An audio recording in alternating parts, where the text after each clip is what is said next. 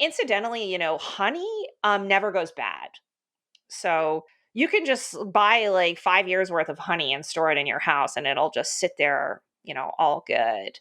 Now I have this really beautiful mental picture in my head of like a flannel clad prepper guy sitting in his basement when all else has failed, just eating fistfuls of honey and licking them off of his hairy backs of his hands. That is a poignant image. I mean, like, you kinda made the guy be a little bit like Winnie the Pooh in that, like, he's an actual bear. Yes, he's definitely a bear. He used to go to bear nights, but now, they're not happening so often anymore. I know, like, maybe he had to repurpose some of the leather gear for more, like, apocalyptic uses. I don't know what those are, Mhm. but Yeah, like he's got like a black leather thong that he's turned into a hand sling for the killing of squirrels. that's right, and he's flinging, like, little stones at them in the trees early in the morning as the sun rises over the horizon behind the woods, like Mhm. And then once he cures and tans them, and removes and bleaches their bones, he can use them to comb his large mustaches. Wait, you're saying he uses the bones of the squirrels to make a comb? Just the rib bones. This is queers at the end of the world.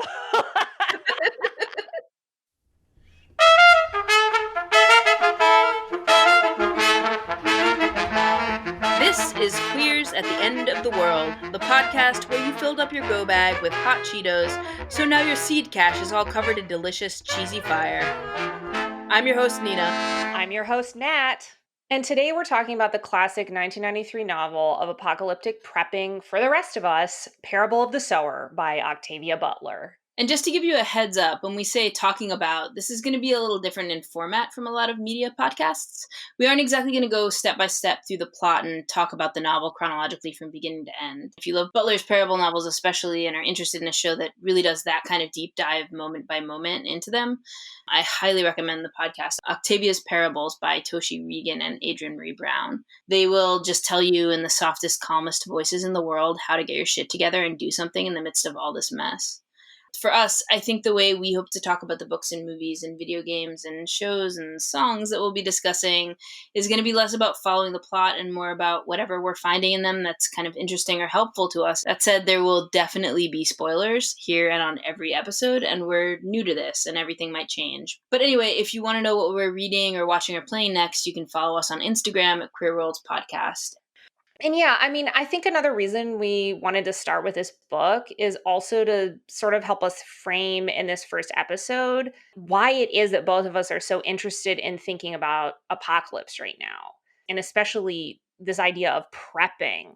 All right, so apropos of sci fi and dystopias and all things apocalyptic, we're going to start with a little bit of time travel and take you back to a moment right at the end of the 20th century. There was actually this pretty widespread worry about the end of the world, and it had a name, which was Y2K, it stood for year 2000, and it was a problem with the way that computers read dates. Basically, they all read dates in 6 digits, so October 10th, 1999 would be 10-10-99. When the computer clocks flipped over to the new millennium, they would read like 1100. People were worried that the computers would think it was the year 1900 and like planes were going to fall out of the sky, elevators were going to plummet to the bottoms of buildings, and microwaves were going to refuse to pop popcorn, and we were all going to be instantly overnight fucked. And in this moment, Nat and I were teenagers. So, Nat, if you don't mind starting us off, can you describe where you were in the year 1999? So, my parents have always been into this sort of urban apostate fantasy, of going to a farm and working the land. So in 1999, I was um, in a house in rural Virginia with my parents and my sister, some of our extended family, and some friends of the family. Actually, holed up there in a special house where we'd put up 2 years worth of food, and we're gonna wait out the rollover to the year 2000. So I was very much living out the off the grid fantasy. We had a hand crank radio, we had guns, and we were ready for any number of things to go down. So it was definitely a prepper scenario for me in 1999. And what about you, Nina?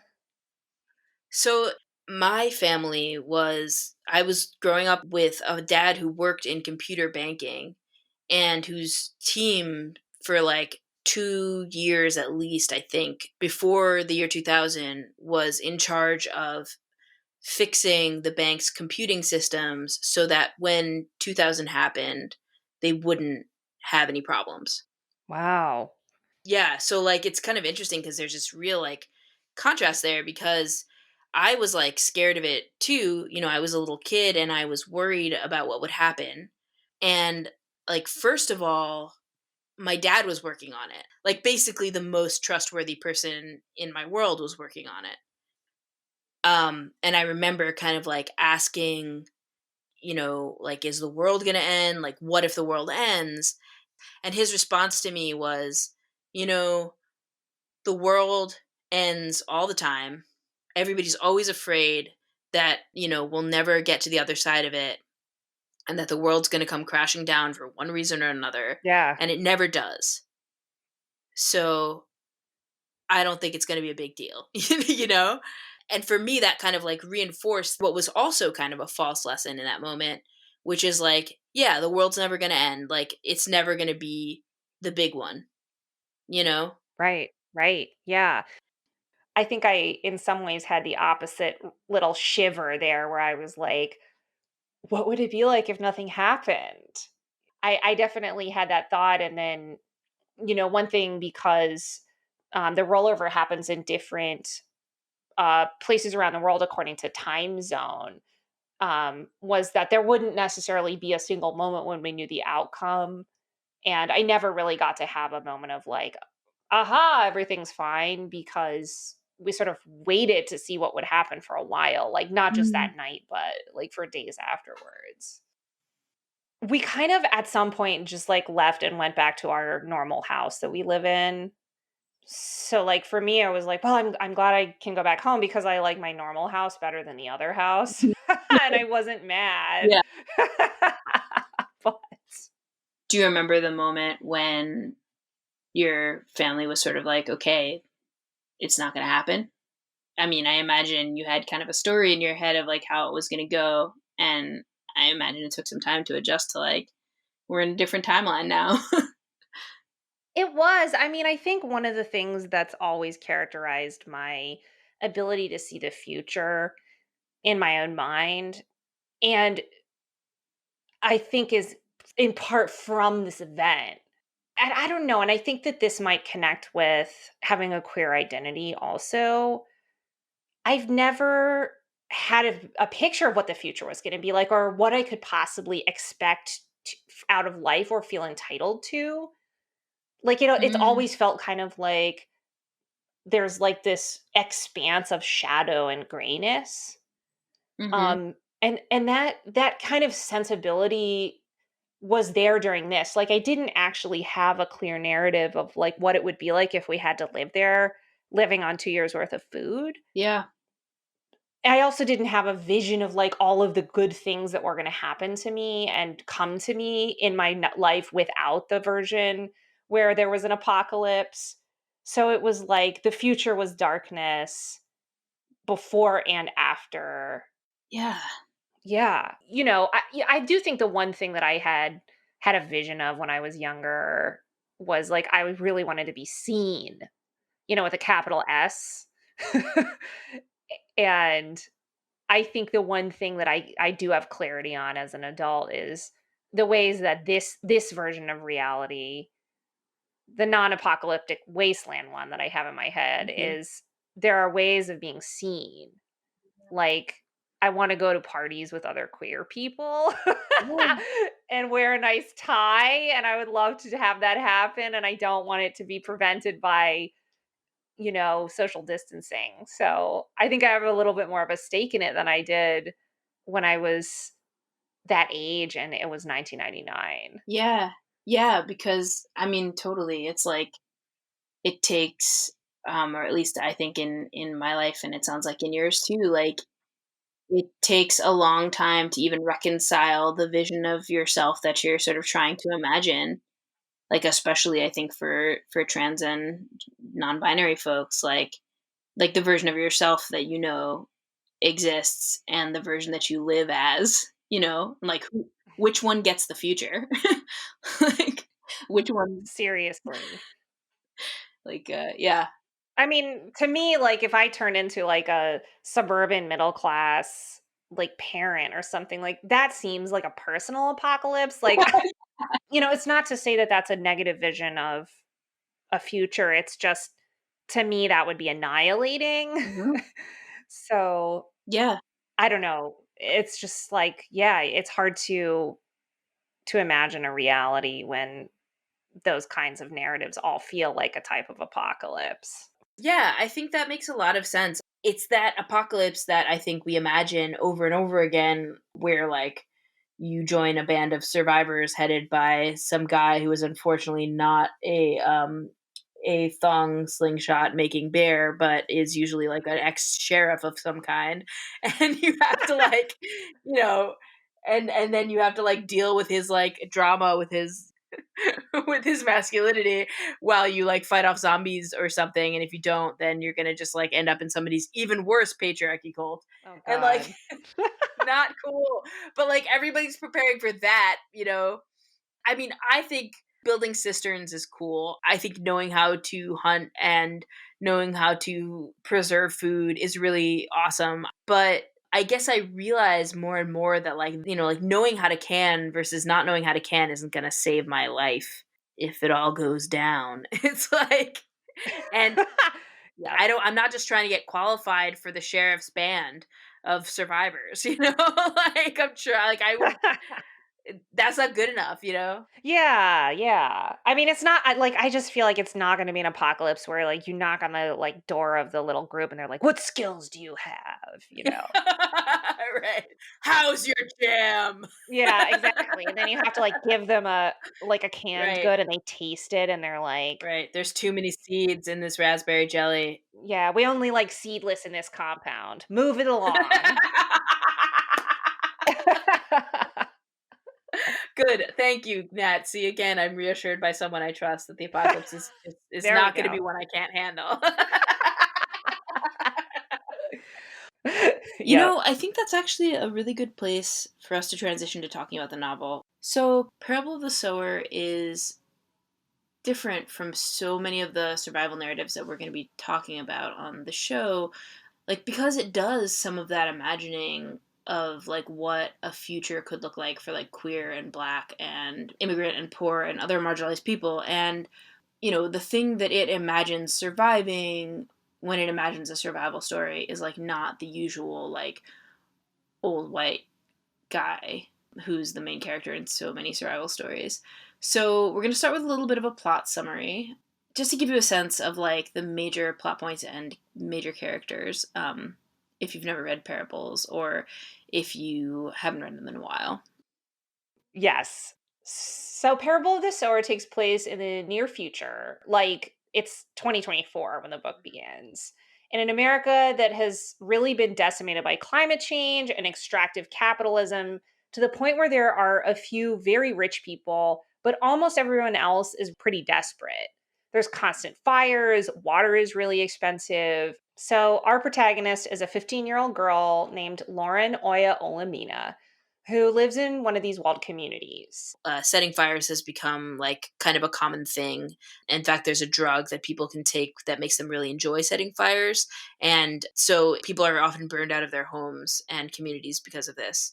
It's just a much poorer world and a much more desperate America. So people don't have what they need and they don't have any way of getting it other than taking it from someone else or scavenging it or finding it. And it's a violent world. It's scary for Lauren to leave her walled community. And they're all kind of like doing their best to be as self sufficient as possible within that neighborhood.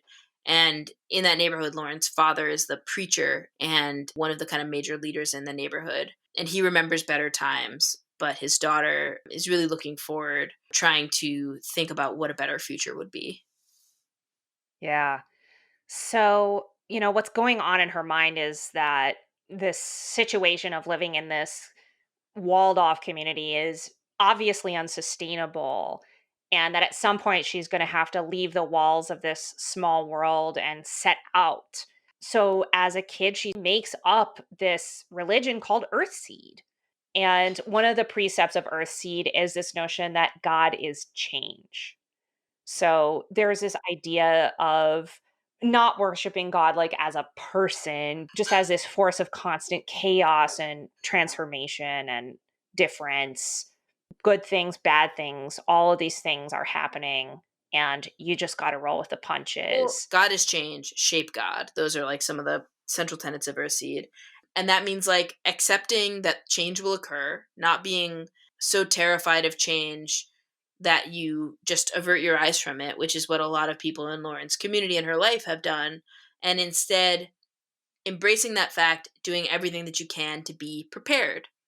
And that like word is kind of a key word. I feel like that's a big part of why we wanted to talk about the novel in this first episode, is because Lauren comes down on the side of like, if you prepare yourself for what you think is the most likely way for things to change, then you'll be better positioned to shape that change when it comes. And indeed, Yep. at a certain point, these fire loving drug users bash their way into her community, burn the whole thing down, murder almost everyone she knows and her entire family. And Lauren grabs her go bag that she's prepared, Yep. She's got a go bag. and it's got like food and clothes and shoes and seeds. Um, and she escapes, and she starts to move north. And as she goes, she picks up converts. This religion comes with her in the form of her written work. Right. And it's just the thing that motivates her in this incredibly dangerous journey walking along a highway where there's all kinds of dangerous groups of people, attacking people, taking their Terrible money, things going people have on. guns. People getting Yeah. raped, people getting murdered, people getting beaten up and left for dead. Yeah.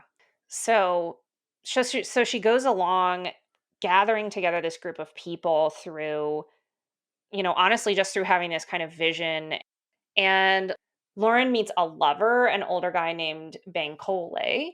And eventually, through a lot of scary shit and truly terrifying, a wildfire scene that is probably really resonating for a lot of folks on the West Coast right now, they all together as a group make their way to a piece of land that Bankole owns.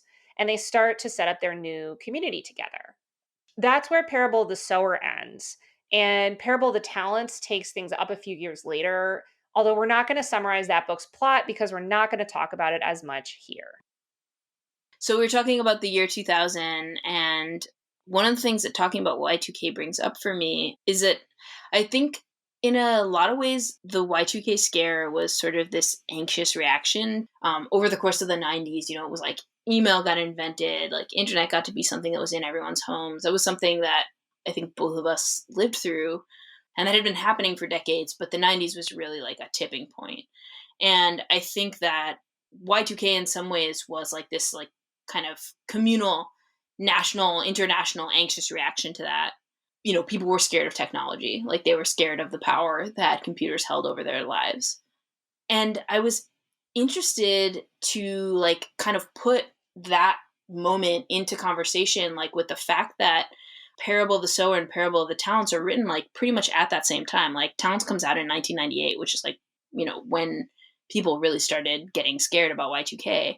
And yet for Butler, she's not really worried about technology. Like technology is not like a threat in those books anywhere near as much as like climate change or extractive capitalism or fascism are. Yeah. So I think that fear of technology is an affluent fear.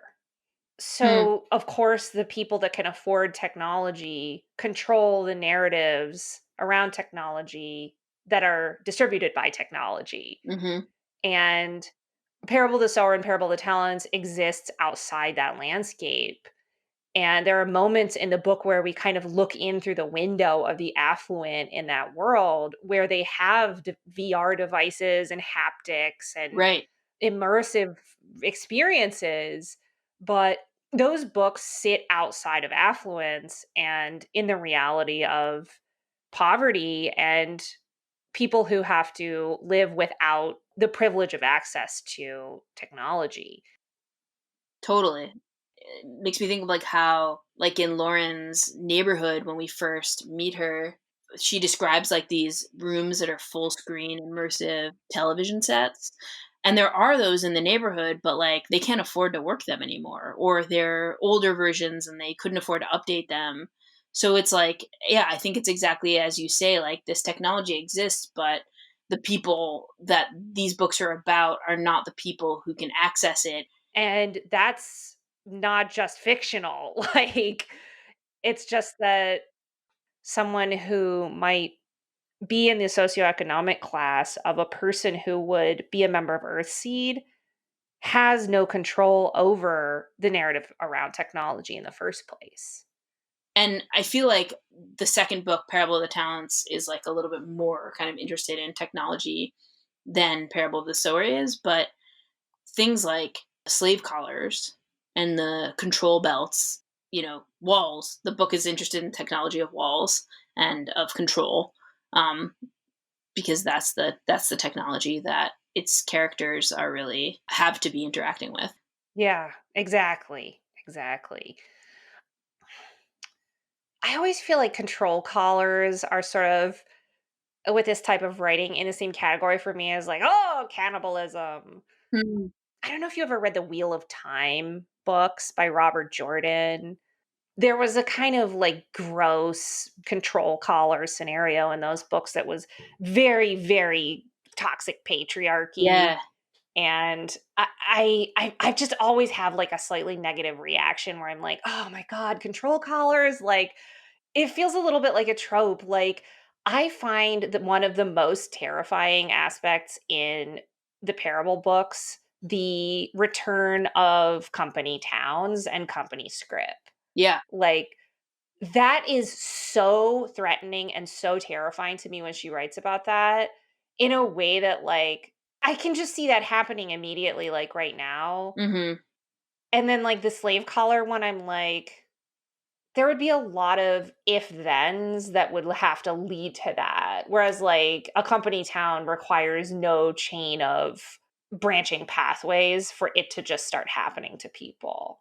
I mean, I think that that difference feels a little bit like it could be a factor of being white folks in America and Yeah. like having, kind of grown up with less of that threat of compulsion and violence over our heads. I mean, I definitely agree that like the experience of growing up in this moment when we've been watching, ourselves and everyone around us, even though they know better, give away enormous amounts of control over their lives in favor of convenience or what someone says is safety. Like that is a very scary thing that I think we've really seen with our own eyes. But I feel like, there are large swaths of the country where your family can include multiple people who are wearing anklets that are transmitting their location to their parole board at all times. Like it's not like there isn't this thing that's wearable tech that's designed for control. Yeah. And it does characterize for me the way you kind of painted that picture of why the first one like would feel more threatening to me based on my life experience. And I can totally see that. I mean, just thinking about some of the things that we've been hearing about the ICE detention centers and what's going on with women in those centers with forced sterilization and some of that stuff that's been trickling through the news just recently, being able to see that with people in your community and people in your family, there is no longer that chain of if thens anymore. Yeah. I think definitely there's a sense for someone like me who sees a longer chain of if thens, like that is like the padding of having a certain level of privilege. Like, oh, well, then this would happen, and this would happen, and this would happen, and then that would happen. And someone who's on parole and they're under house arrest and they're wearing an anklet, they're like, "Oh, there's no chain," like, that's already part of my reality, Right. It so would I can definitely see that. yeah.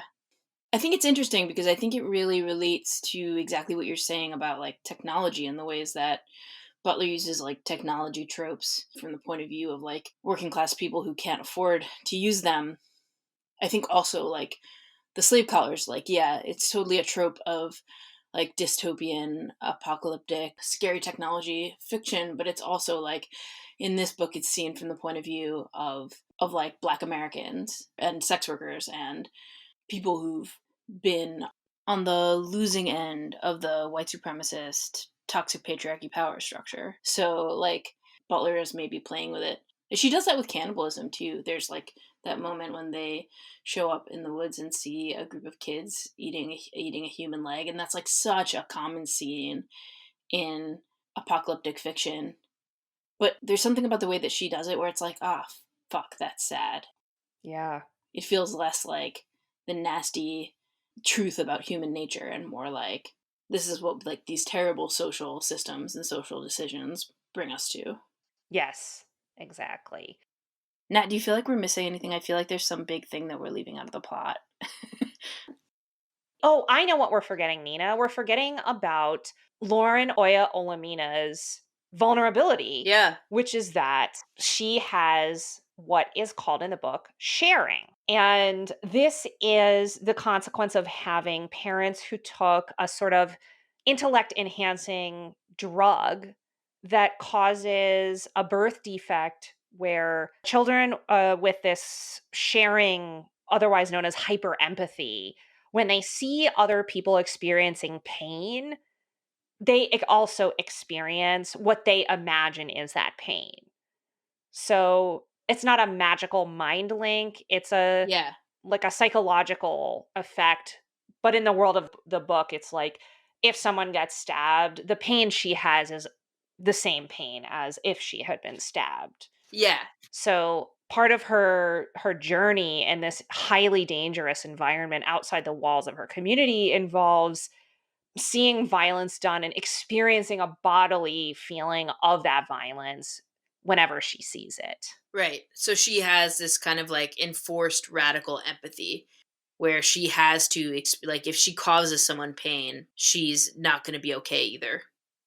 And I think one of the interesting things, she starts the book really as kind of a loner, but I feel like as she goes on, it's one of the reasons why she kind of has to rely on community and that community is so important to her is because she is on this kind of fundamental level unable to defend herself unless she just kills the person that is Yes. attacking her. And she does kill people. I think in the world that she grows up in, it's so obvious that you will have to kill people at times in order to live yourself. Yeah. It's such a kill or be killed world. But I also love about this book that that doesn't mean that nothing matters. Like Yeah. in some dystopian narratives and some post apocalyptic narratives, the kill or be killed ethics of the world at large mean that basically, like, nothing seems to matter at all. And that's not true in the least for Lauren Olamina, who is really going to try and do her best for everyone who is not a danger to her life. Yeah, exactly. And what's interesting is she has to be an arbiter of morals in each moment, and following her journey of like doing leadership and deciding how to handle extremely dangerous confrontations and violence, according to this sort of orientation she has through discovering the religion of Earthseed and having this positive obsession. Yeah, I mean, she chooses to trust people, and it's really scary because for the reader, you've been kind of conditioned to see that this is such a dangerous world. But her choices to trust people are right. The people that she trusts are good people, and she's not flippant about it, but she does trust herself and she trusts her instincts. And I think for me, that's really powerful to see too. Like the idea of this really vulnerable person also just like believing in themselves so much, believing in the things that they're interested in and believing in their ability to make good choices about who to have around them. Yeah. and like the like acknowledgement that like building your community and making good choices about who is interested in living in the kind of world that you want to live in is like definitely an apocalypse preparation skill. For real. Just the importance of, like, evoking a world where such a person could think in this way. It's interesting, like, she also doesn't have to, like, have this type of experience of, like, doing something and then being punished for it later by the narrative, Right. which is always just such a radical thing for me, like, we get so used to, especially women and women of color, being somehow punished, and that never happens to that character, and I Right. think it does kind of give her this, like, otherworldly ability to always, like, know what the right decision is that, Mm. you don't need to worry about if that's realistic because it's about, in part, like, what the possibility of a narrative is. Yeah, for me too. I mean, like you're saying, that thing where, God forbid the reader should forget for 10 minutes that the life of a marginalized person is hard. like, you I know, know. like we're going to I make know. sure things go badly. And this book isn't interested in, like, life is hard. It, like, takes that part for granted first and is interested in sort of imagining, well, all right, how would a person create something better then? Yes, exactly. Yeah, and I really had that moment when, out on the road, Lauren Olamina meets the man who later becomes her husband, Bankole.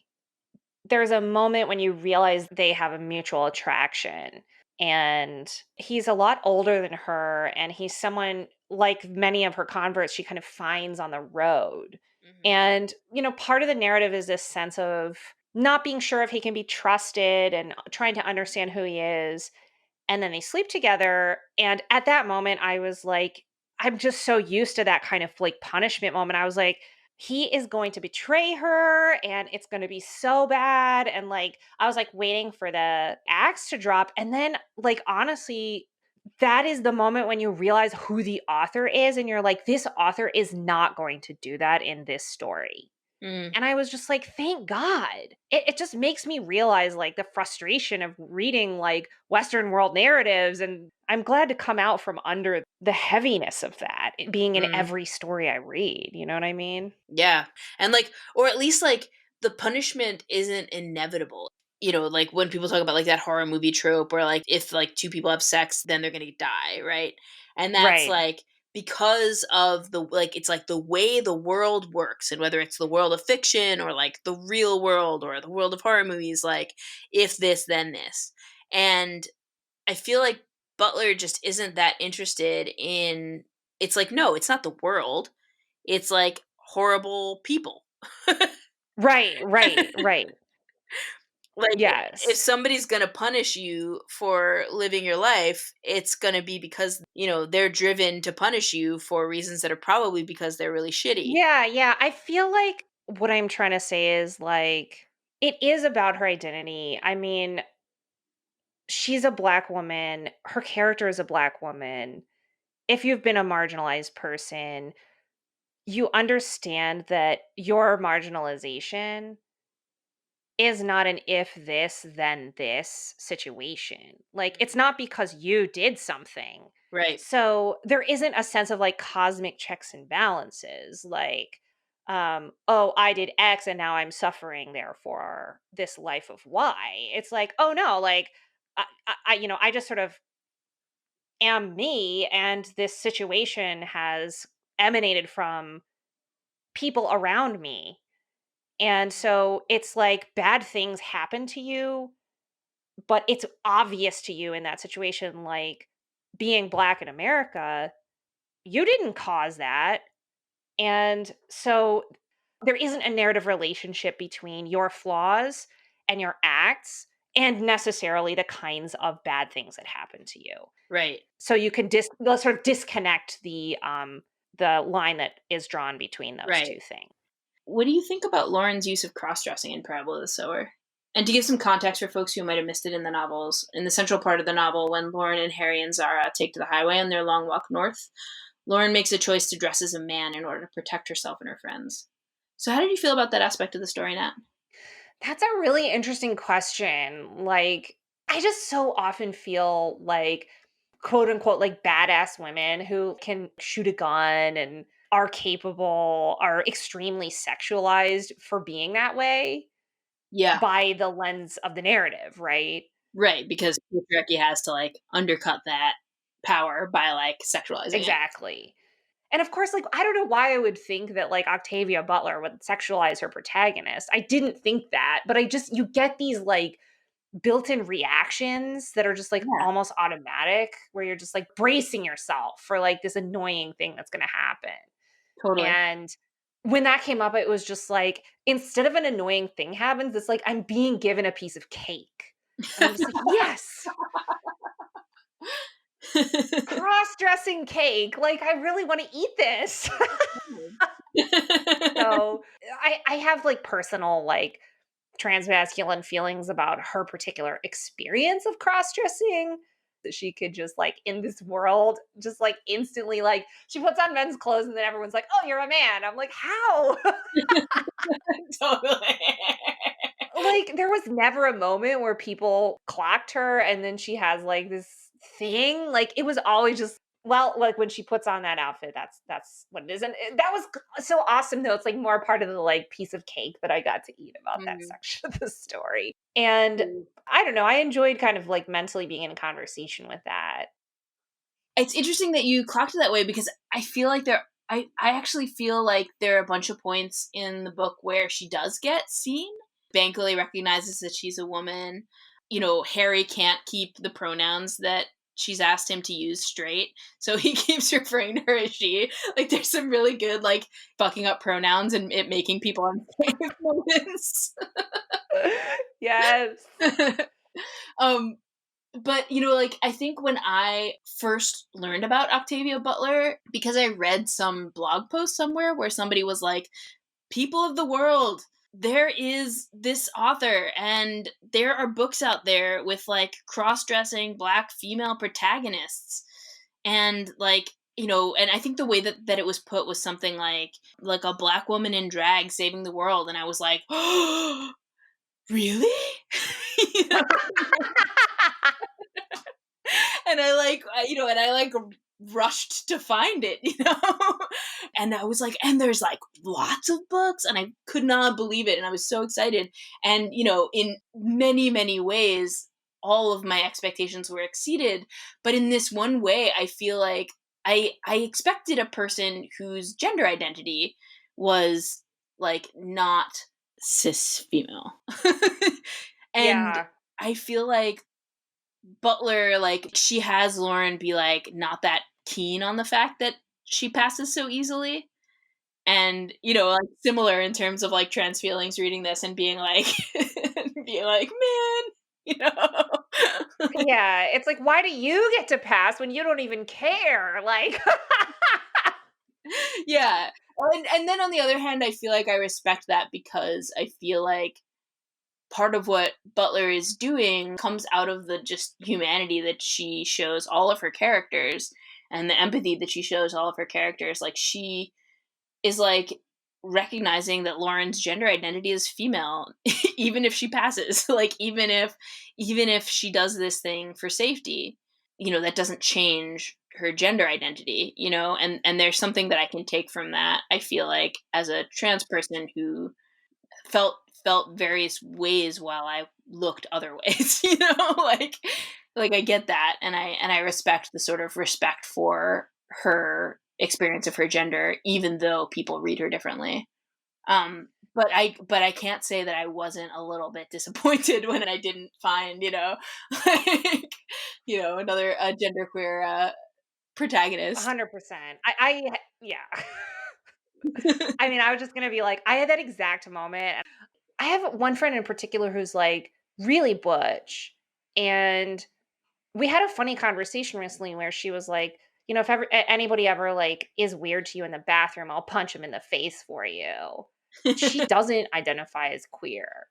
Hmm. And I think and I felt like Lauren was like her, where it's like this like totally badass woman who I just like And then, like, that woman who isn't trans has this, like, side to them that's feminine and wants to be, like, having a femininity moment with, and maybe that's, like, a dress with Doc Martens and, like, dark red lipstick and, like, jagged spiked hair at, like, a gala. Yeah. Maybe Octavia Butler can write from a place of those, like, badass women Yeah. who also have a feminine side. Yeah, I feel like that's it. There's like a thing about that like recognition of gender as lived and complex that even though this wasn't a character who was just like me, it was a character who like represents the world that I need to live in because there's room for who she is, you know? Absolutely. Absolutely. I mean, that's where we get the cross-dressing cake, even though, like, Yeah. maybe we wanted, like, a different baked good. Well, yeah, like, yeah, it's definitely cake. It's definitely cake, and I'm here for it. I guess I don't know. One more thing I wanted to like kind of bring out about the cross dressing aspect of the book, because before I was thinking about it for this episode, I'd never, I'd only kind of thought about that moment of disappointment and then like getting over it that I felt as a reader. But the more I think about like the way that Butler uses cross dressing, I feel like the reason the character decides to cross dress is not out of a gender expression, but for safety. And it's about like specifically she does it because she wants to travel with Harry and Zara is black and Harry is white, and she's afraid that like if people see the three of them, then they'll figure that Harry is in an interracial couple with either one or both of these black women, and people won't like that and that will make them unsafe. So like I guess one of the things that I find really interesting even beyond just the like dimension of gender identity is how like Butler is using cross-dressing to kind of think about the ways that like gender performance does have to do with safety. I think that that situation is set up to show just the complexity of the interactions between all of these different kinds of threats to Lauren and the group of people that she's formed. And then showing that it's not, like, out of a desire to, like, experiment with being a man that she chooses to do it. It's through an understanding that gender is a performance. Mhm. She has more tools at her disposal to make sure she and the community that she's protecting all remain safe and alive. Well, it's like the ability to make those choices to keep yourself safe and to like prepare yourself to make those choices to keep yourself safe without like it necessarily meaning that you're giving up some fundamental part of yourself or or like that you're giving it up for good, I mean there's a way that that comes out of kind of the security of belonging somewhere in the binary in the first place, like. I know. I mean, I feel like, if you have someone in that role who's trans and they're like, "Oh, I'm gonna, like, dress as a woman in order to make it so that we're safe," or "I'm gonna dress as a man so that this is safe for us." That has a totally different set of stakes than, like, someone who's Right. like, "Well, I'm a woman, but, like, I'm gonna, like, dress as a Yeah. man for safety, and then, like, I'll go back to, like, my other identity that's a secure, like, location in the binary when I'm done." Whereas, yeah, like, the other feeling is, like, more in that sort of space of feeling like annihilation. Right. Yeah. I mean, again, kind of coming back to this question of like, you know, how to survive and what survives. Yeah, I mean, I think one of the cool things about this conversation is imagining a version of this that isn't annihilating. Like thinking of a community like Earthseed as being some formulation of a possibility of what could happen to me Hmm. is incredibly meaningful because the way I think along those lines is I don't know, like you get into this thing where you're like, is my ability to express my identity something that I can only do when quote unquote everything's okay? And I think that this Right. book is like that's a totally flawed way of thinking that has so many problems about it, really. Yeah. And for me, that's like a rallying cry not to think about things from a place of privilege and also not to think or expect that annihilation is like lurking around the corner. Right. Oh, totally. Because, like, yeah, because things can be as bad as they are and as bad as they could be, but the world that you're trying to build remains consistently the one in which you don't have to be annihilated. Well, and also like one thing I think about that is like my perception that things were ever okay was privileged Mhm. and things weren't okay, you know? Mm. So Yeah. for me to have some kind of illusion that it's like my exploration of my identity, relies on a certain level of security is sort of putting up walls around finding that expression, sort of like the little community that Lauren was living in with her family. Like, oh, I can only do it in there. Well, there are people that have to do it Right. outside of there already, right now, and they're doing it. That's where Yeah. my mind goes. Mm. And I think it's something that Butler really recognizes in the way that, like, Lauren talks about safety too. I think of Parable of the Sower as kind of like a marginalized person's prepper novel. There's something like about this idea of like how to prepare, and bad things of all kinds are happening all the time. It's not because of who you are, but you can change things. And I feel like queer people are constantly being told like this thing of like the omniscient narrator is going to come down on you for being who you are. For me, and probably for a lot of other queer people, like one of the reactions to coming out even was just like, you're going to live a horrible life, you're going to like, nobody's ever going to love you. Like, you're going to have to like constantly fight violence. And I think as a fat person too, you have this like constant kind of threat of like nobody's going to love you held over your head. And so for me, both of those identities as a fat person and a queer person, it was like I also saw that like it's not this either or of like, if I am this one way, everything in my life is going to be terrible. Yeah. And it's in the same sense of like wanting to anticipate or know or be ready. Yeah, it's this idea of wanting to anticipate the future. And I think I hear you saying like one of the things that you learn from Parable of the Sower is like a different orientation toward that future, toward the idea of that future. As opposed to maybe the fear that was part of the experience that was shaping the reaction of your parents growing up. It's like, I guess maybe the better way to say this is just to ask you this question. Do you feel like it is a different orientation to preparation than the thing that your parents were doing when you were a kid? Yeah, I do.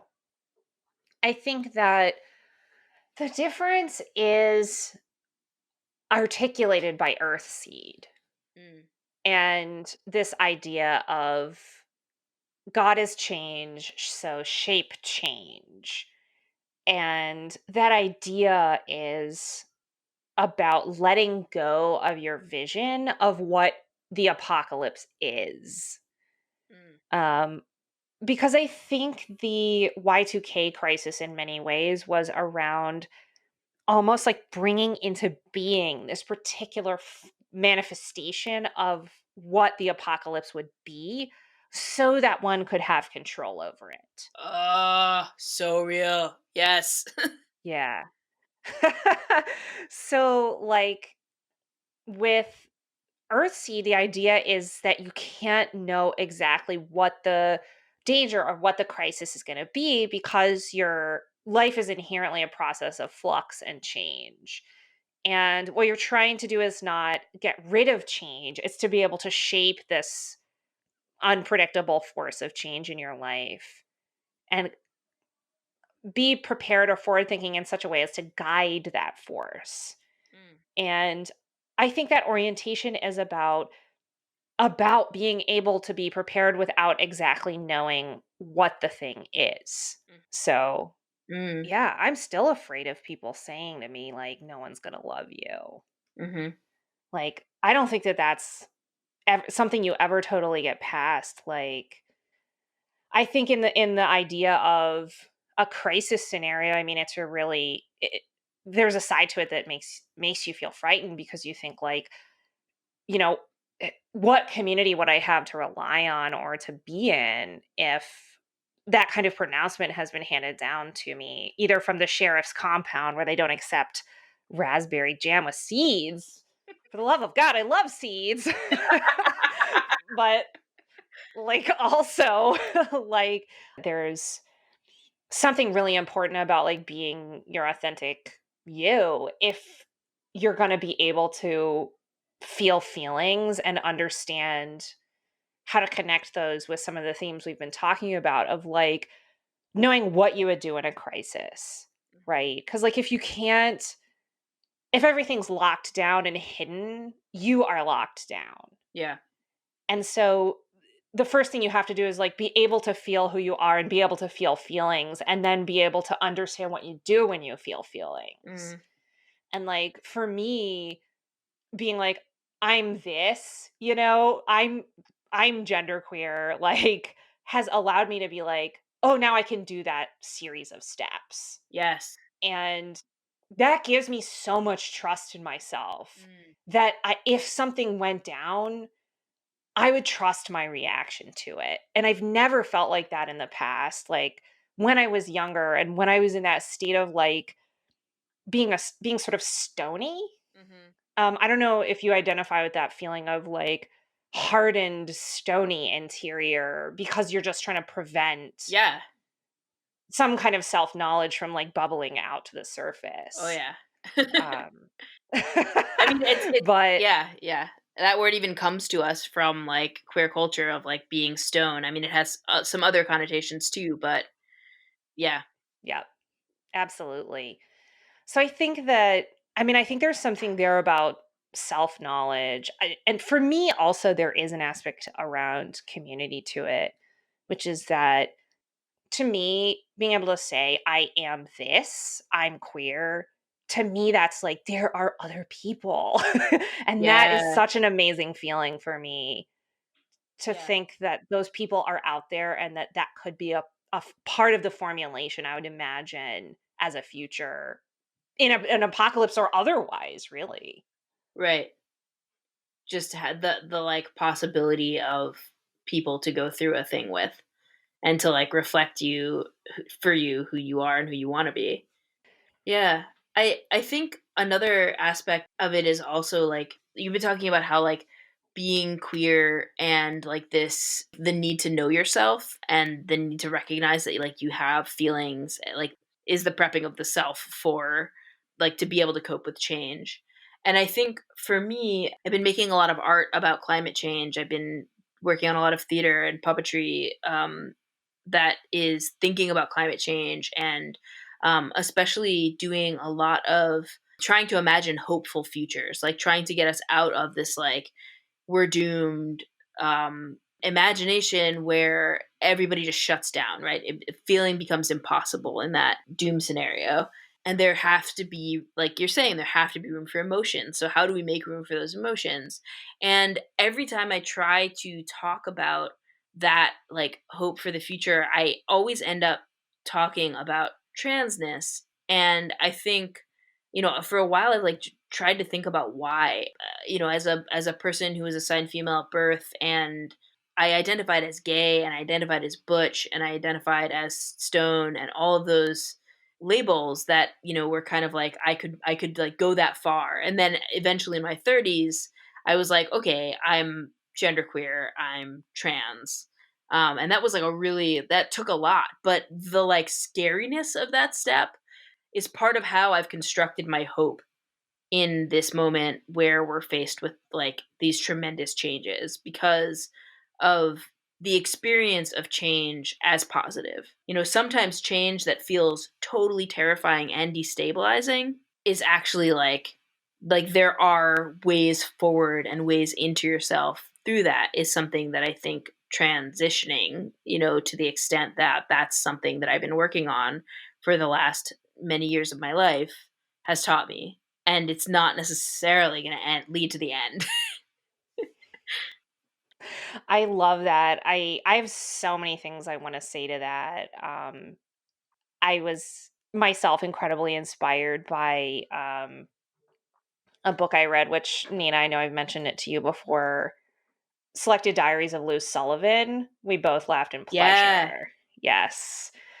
Of course, Luz Sullivan was a gay trans man who ended up dying, um, due to HIV/AIDS, and he was sort of a pioneer in, um, gender confirmation surgery and had this journey of kind of being denied his identity being constantly denied because the narrative, in the 70s and 80s was, if you're a trans guy, then you have to be attracted to women. And he was just Right. like, "I exist," and, like, people, may not accept me as a trans man, but, like, I'm or as a gay man, but, like, I'm dying the death that many gay men are dying right now. And that Mm. sounds really dark. It is one of the most hopeful books I've ever read. Yeah. It's just about transition as self-knowledge, and Mm. that sort of exploration of change and transition, not as a linear path, but just this evolving thing of life. And it just seemed like it came from this place of like, I move towards joy, I move towards myself. And Mm. I have experienced pain and suffering and denial of my identity, but there's a part of me that's like, who I am is a shaper of change. Like Mm. to like maybe like be overly pithy and link it with Parable of the Sower, but just it's something that I would Yeah. absolutely aspire to in my own life. And Yeah. I It makes me think a little bit about kind of growing up into the world that AIDS made in terms of like New York's like very robust like community of, LGBTQ, definitely like emphasis at that time on the LG but yeah. like in terms of like who was like visible and Yeah. but like but that there were, there were marches and there was a sense of like a political and communal coherence there to an extent that was helpful for me when I was a teenager. And like that kind of coming out of this time of plague, and that, it reminds me of the experience of grief. It reminds me of how, this thing that seen quoted all over the place from Arundhati Roy about the pandemic as portal, where like there is this moment for, you know, yeah, seeing like understanding how having a situation that makes you have to act in the way that you wish to act or pay attention to who you are in this moment. And I think in my experience of this particular thing, it's been just a lot of gratitude for the ways in which people have shown up for each other. It's not just dog eat dog. It's not everybody locking into their own houses and ignoring other people's needs. There's mutual aid, there's protesting, and there's a recognition that like we need that. That I don't know, like everything that comes out of this moment is not a bad Oh thing. yeah.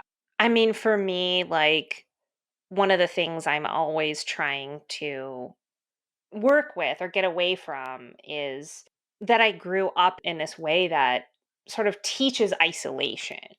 And Mm. one of the things I think has changed for me in going through the the pandemic is saying to myself, even if it's uncomfortable for you to be with people, the discomfort is worth it. And the moment to have adventure and have community is 100% right now. And, I no longer want to have the mindset where I'm like, should I go to this? So and so's having a gathering or an event or a Mm. party and go through this complicated calculus of whether or not I should go because it's gonna make me feel uncomfortable and my gender is gonna be, like, misrecognized and I'm gonna feel awkward and, all of this, and I'm like, the time is now for me to, like, wear a tie to that thing and go to that thing, you know? Mm, mm, yes. So, yeah. And I think that Yeah. just, like, saying, like, it's not that it's gonna, like, make it not be awkward for me to, like, try to have those experiences, but just change my valuing of any kind of thing that involves being with a group of people. Um, Yeah. yeah. And that exact thing is the kind of, like, I feel like that is the kind of preparedness that you're talking about needing. The, like, different take on preparedness is knowing how you want to react and what you have decided is best for you so that you don't have to agonize and go back and, like, figure out what the right thing is to do. It's like, I know what the right thing is to do, and it's gonna make it easier to just do it when the time comes. Yep, exactly. I think too of the idea of preparedness and even putting together a go bag, you know, I can see myself saying, I do feel anxious when I do this kind of work. I do feel weird. And that's just a part of that experience. Mm, I'm not expecting it to feel okay. I'm expecting it to be full of all right. kinds of things, right? And that doesn't mean I don't do it. Right, that doesn't mean that I neglect something that could save my precious life.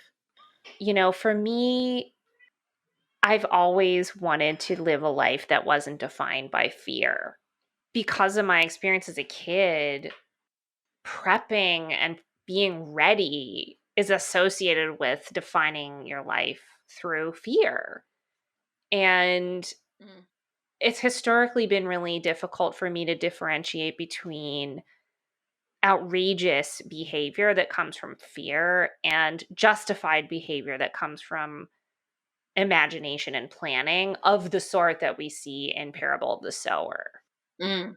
Yeah, Lauren has to deal with a lot of people who don't wanna look at it in the early part of the book, and she just says over and over again, like, "I mean to survive." And, like, I think for me, I do have the feeling I mean to survive often. Mm, And I just think that for me, survival in this life, the one that I see as non-apocalyptic, has been mm, associated with rejecting fear that leads to total anxiety, and anxiety leading to total isolation, and isolation being a path to self-annihilation. mm, And I think for me, it's definitely about, if I were to create a go bag, I would have to see it as coming from something other than outsized fear response to the circumstances and causes and effects that I'm observing. And talking to Kalayaan, and that's in the interview we play in the episode following this one, really pushed me into a different mode of seeing it. But mhm. I think that there's maybe more experiences I need to have that let me see it that way more often, because I'm so primed to think of it as evidence of sliding down that slope and landing in this place where I would just be shrouded in that darkness that I kind of saw in the future, I guess. Yeah. So, I don't know. I mean, it makes me curious if the outcome of us doing these talks will be seeing if we can get ourselves to create a go bag, you know? Yeah. Honestly, like, even just hearing you kind of frame it as, like, fear response, and because, it's true, like, when I say that, like, the idea of meaning to survive is hard for me to imagine, I mean, I think that it's because the, like, world in which it's, like, not a fear-based preparation planning is, like, hard to imagine, and I feel like having talked to Kalyan and, like, having even just begun these discussions, it like, the shape of, like, how one would even get there starts to, like, emerge, and, like, I mean, it's like the idea of, like, packing a go bag, not, like, against the, like, monsters that want to get you, but, like, for packing for a trip. Like when I think about like packing to go on tour. Right. Yeah, like packing for the future you want. Exactly. I mean, I was gonna say that's like I wanna bring the stuff that makes me happy and safe and feel good so that when I'm with my community, I can bring my best self to that community and take care of other people in the community who need support or just honestly like be able to sit with people and be laughing instead of like oh my god, like I whatever, like if you sleep in a tent and you don't have a Yeah. sleeping bag, you're going to feel shitty the next morning, right? Yeah, if you try to like, cook and you don't have salt, it's not gonna taste That's good. Like right. you gotta bring your salt. So you're going to put salt in your go bag. Yeah, and I'll tell you, like in my in my tour bus go bag, I definitely always bring like ways to write, and I always bring headphones because I know I'm gonna need a way to like be alone, even in this really, in this space packed full of people that I love. Oh man, I feel that so Well, hard. I always bring a notebook everywhere. I honestly like if you thought of it in that lens, like I always wear a backpack everywhere I go and it's so I can have a notebook like literally like attached to my mm, body whenever I'm outside. mhm. So, I mean, I guess I already have a go bag. It has hand sanitizer in there. Yeah, so you can write a poem and eat a sandwich. That's right. And those are the things I need to do. Oh, cool. I guess we've already started our go bags.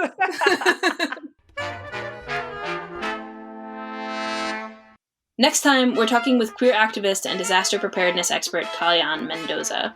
What we ended up doing was having a conversation about fear and consent, and it gave me a lot of insight into my own understanding of the way I react to preparedness and the way I react to fear. So it's really worth taking a listen. Yeah. This has been Queers at the End of the World. Our show art is by the fabulous Ellie Yanagasawa, who you can find for your own commission at Ellie the Cosmic Jelly. The music for this episode was La Fin des Haricots by Tintamare. You can find us at queerworlds.com or at Queer Podcast on Instagram. If you enjoyed the show, we would really, really appreciate it if you'd rate and review us. It helps people find us, and it lets us know that you're out there listening. And tell a friend who you think will enjoy it. That's by far the best way for folks to find out about the podcast. Part of the point of all this is for us to talk to our community, so we'd love to hear back from you. If you're a queer person making apocalyptic and dystopian media, and you have something you'd like us to read, watch, play, or listen to, or you just have a great idea for a topic we should cover on the show, get in touch with us at queerworldspodcast@gmail.com. All right, good luck out there, dear hearts.